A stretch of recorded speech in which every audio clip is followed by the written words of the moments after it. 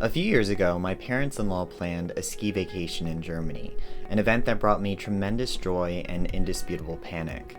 You see, this side of my family is adventurous and athletic, and I was terrified by the prospect of being trapped at the top of a mountain, hooked into my snowboard, and completely unprepared to follow my much more skilled family members down the steep slope in front of us. My last memory on a snowboard at the time was a couple years prior, my face buried in snow, hot with the stinging pain of icy particles dragged across it. From that position, I could spy the not-so-distant feet of my family members waiting for me to get up and join them for lunch, but I lingered in defeat at the bottom of the mountain. It wasn't the physical pain that got the best of me. At the beginning of my snowboarding journey, falls and dives and the general loss of control were par for the course. But to fall so hard and fail so miserably while trying something new felt especially depressing.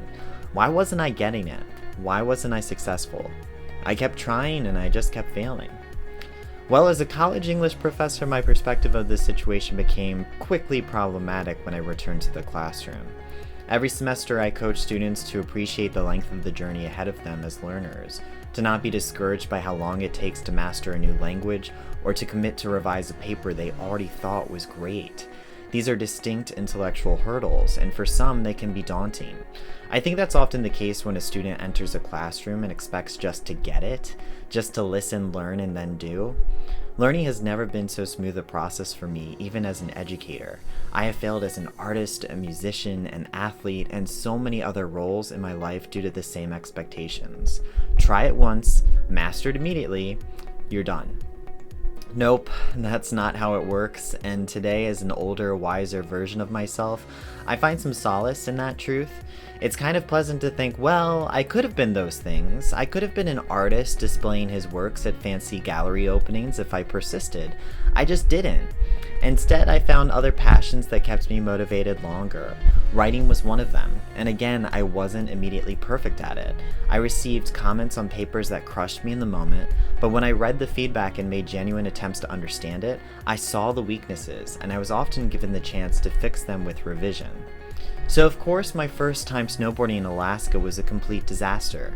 I had no training, and I was unnecessarily hard on myself for not succeeding right away. Years later, in the same position in Germany, I started on a more positive note. I wished my family members well as they rode the gondola to the top of the mountain while I hit the bunny slopes in a beginner's snowboarding class. I continued to take brutal falls, none featured here, but this time I had a coach helping me analyze what led to the fall, how my form could be amended to carve through the snow, or how to perform the falling leaf technique to avoid nasty spills. So I fell, and I tried again and revised and revised. Without this guidance, learning how to control the board would take years on my own, and if I know myself, it's likely I would have given up. But I chose to invest in this learning experience. I love the rush of adrenaline, I cherish time on the mountain with family.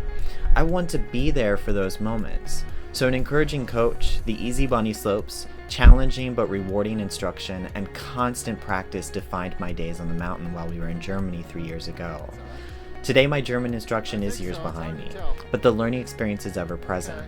I've made it from the bunny slopes to the easiest of the black diamonds, and I do indeed mean the easiest, and I feel a lot of pride as a result. Sure, we may not get it the first time, but if we keep coming back, if we keep persisting, we can succeed. And yes, you will fall again. It's always okay to fall. It's just a problem if you don't pull yourself back up.